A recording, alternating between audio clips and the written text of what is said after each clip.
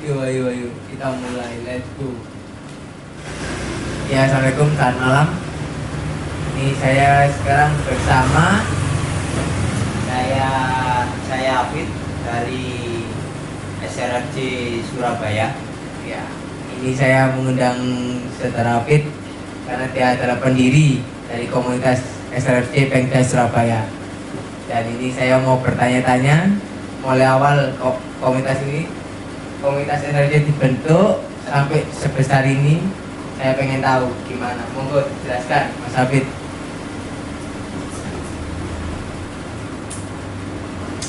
SRFC Surabaya nah, ini nggak suruh kena ini nggak suruh kena ini kena ya apa ya Nggak apa-apa, nggak ya, apa-apa. ya. Oke. Terserah di sini nih, terserah. Pas di sini. Jadi SRFC Surabaya itu berdiri tanggal 22 Mei Mas Jainul. Ya, SRFC Surabaya itu berdiri tanggal 22 Mei tahun 2016. Nah, kita sebenarnya bangun itu tidak sengaja. Ceritanya dulu itu SRFC berdiri itu karena dulunya saya ikut regis pertama di Malang, di SRFC Pengda Malang. Itu tahun 2016 karena di Surabaya belum ada SRFC. Jadi di Surabaya itu belum ada SRFC. Di gimmick bisa ini. Ya maaf. Ini karena baru dicoba ini mic-nya ini baru di. Mohon maaf pemirsa, ini kita atur dulu aja. Iya. Ini ketinggian. Nah, segini mungkin ya. Sip. Oke. Sampai mana tadi Mas Jainul? Sampai berdirinya komunitas ini tanggal dan tahunnya sama berdiri. Sambil rokokan ya Mas Fit? Iya, sambil rokokan. Santai-santai, dan ngopi. Berdirinya dulu itu pertama kita di Malang ya. Kita di Malang 2016 itu kita di Malang. Terus habis itu ini masuk lagi suara dari salah. Masuk, udah masuk. Masuk ya? Oke. Jadi 2016 saya regis rumah ikut di Malang. Nah, sejarahnya dulu SRFC berdiri itu begini Mas Jainul. Jadi mungkin teman-teman tidak ada yang tahu atau mungkin teman-teman yang belum tahu, SRFC Surabaya berdiri itu, saya ulangi lagi, tanggal 22 Mei 2016. Itu berdirinya ya? Ya, itu berdirinya di Surabaya. Cuman saya regis di Malang itu kalau nggak salah Mei juga pertengahan, jadi minggu pertengahan. Kalau tanggal 22 kan mungkin sudah masuk minggu ketiga ya? Ya, nah itu minggu kedua itu saya masuk di SRFC Indonesia khususnya. Seperti itu Mas Jainul. Dulunya ya, ini dulunya ceritain dulu. Dulunya sebelum SRFC, teman-teman yang sekarang tergabung di SRFC itu sudah ikut, ya nah ikut sih, sudah mendirikan sebuah komunitas dengan saya, independen. Jadi tidak usah saya sebut lah apa namanya. Kita bangun dari tahun 2013. Jadi untuk teman-teman yang merasa kok SRFC ini tidak ganti-ganti personilnya gitu ya, karena emang personilnya kita sudah tetap gitu loh, sudah tetap dari tahun 2013. Kita keluar dari salah satu klub independen, akhirnya kita mendirikan SRFC Surabaya ya sampai sekarang gitu ya. Tapi itu teman keluar dari komunitas independen itu terus membangun komunitas SRFC ini, itu ada berapa orang. Oh itu. Iya. Itu dulu kalau nggak salah itu ada 8 orang sama saya. Jadi 8 orang sampai sekarang. Sampai sekarang itu ada yang masih aktif, ada yang sudah tidak aktif dikarenakan sudah mempunyai keluarga gitu. Jadi sudah punya keluarga, terus satunya sudah balik ke desa gitu, terus satunya sudah kerjaannya itu sudah tidak bisa ditinggal karena keluarganya sudah diboyong ke sini, jadi tidak bisa aktif seperti dulu gitu Mas Jainul. Jadi udah banyak yang sibuk ya, Mas Afid? Ya sudah banyak yang sibuk. Jadi Untuk sudah para pendiri SRFC itu. Ya sudah banyak yang sibuk. Cuman untuk pendiri SRFC yang masih aktif itu kurang lebih ada 7 enggak sih, ada 6 yang masih aktif, pendiri SRFC, cuman ya jarang lah aktif kayak dulu. Mantap ya termasuk ya. Terus kok bisa berkembang sebesar ini dan membernya itu ya tak lihat-lihat banyak juga.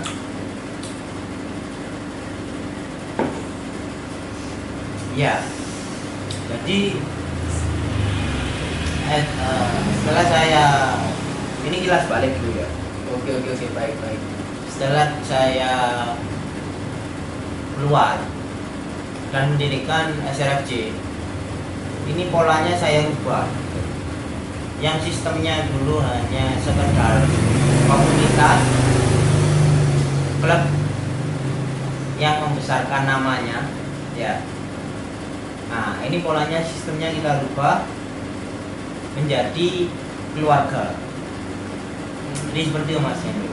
Kenapa kita besar? Karena kita ada namanya itu ikatan keluarga. Nah, kalau mau masuk di sini di SRFC Surabaya itu sebenarnya kalau dibilang susah, kalau dibilang gampang, jadi tidak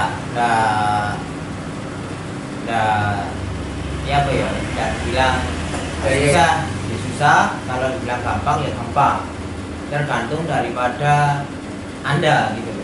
Kita kembalikan lagi kepada mereka yang mau gabung. Nah, susahnya itu gini. Ya, susahnya gimana David? Mau dijelaskan tadi? Ya. Jadi susahnya itu kalau di kita ya, khususnya di SRFC Surabaya, karena kita membentuk suatu sistem yang namanya kekeluargaan.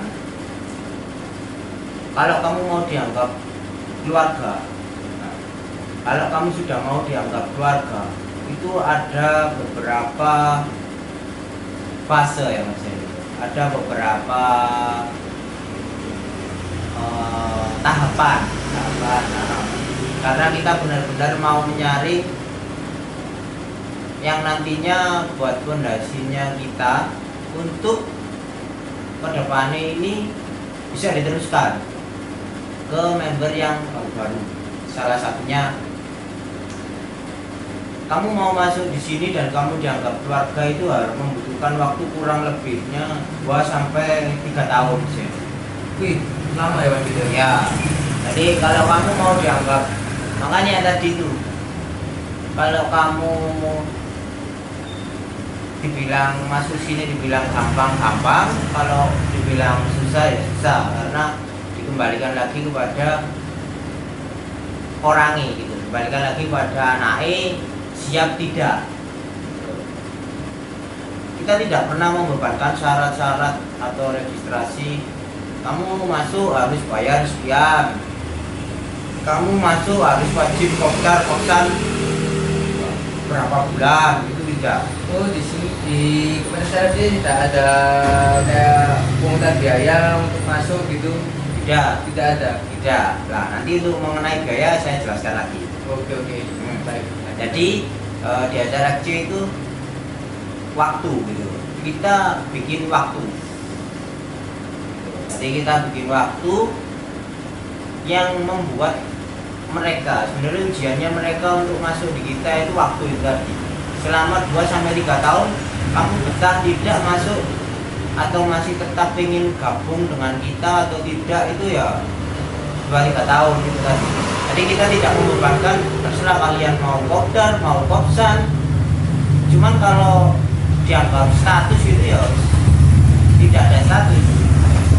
Nah, nanti itu member baru kita gantung selama 3 tahun, 2 tahun sampai 3 tahun, tidak ada keputusan dia siap atau tidak dinaikkan, ya itu tergantung sama anaknya. Karena sifat dan kelakuan itu pantas tidaknya masuk di sini itu kelihatan setelah lebih dari 1 tahun. Jadi pertama-tama dia baik, terus yang kedua dia juga baik, yang ketiga baik.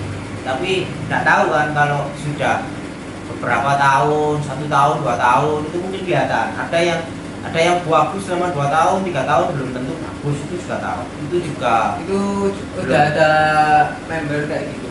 Sudah. Kita sudah tahu dengan waktu atau masa yang sudah lama itu kita sudah tahu kepribadiannya member gitu loh. Kita sudah tahu kepribadiannya member, dia sudah siap dinaikkan atau belum.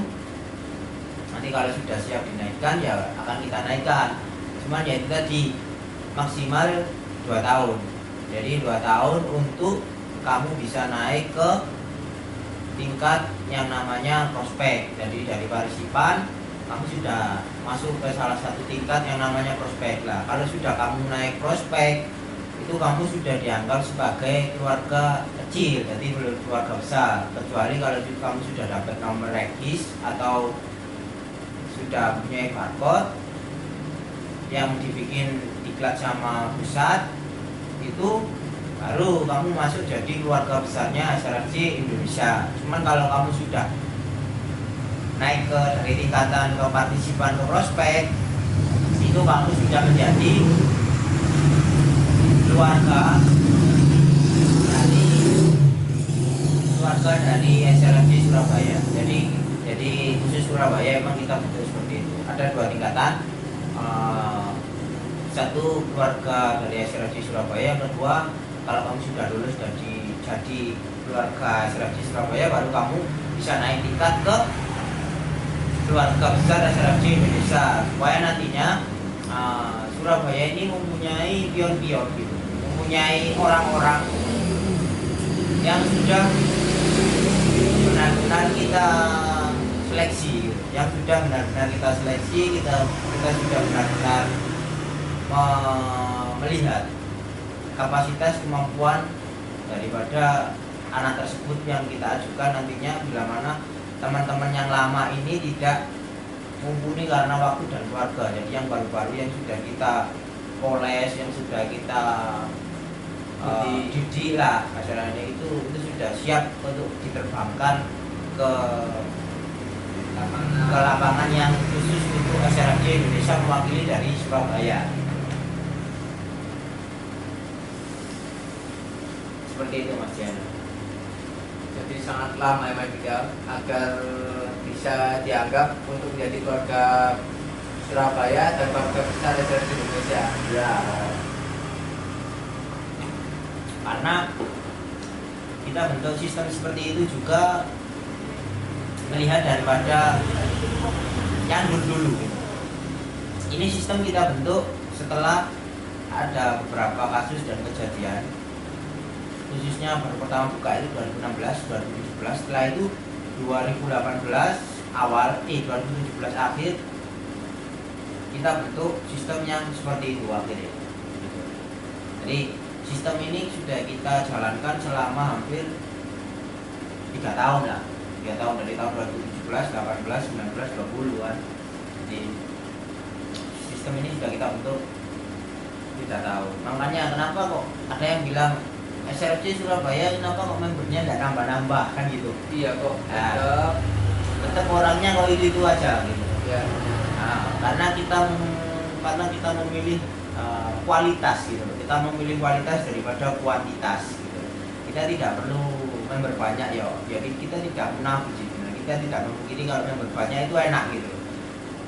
Cuman yang kita pilih member yang benar-benar loyal kepada kita dan siap nantinya untuk kita butuhkan di mana-mana itu siap gitu loh, karena sudah melalui pendidikan dan polesan waktu yang cukup lama untuk mendapatkan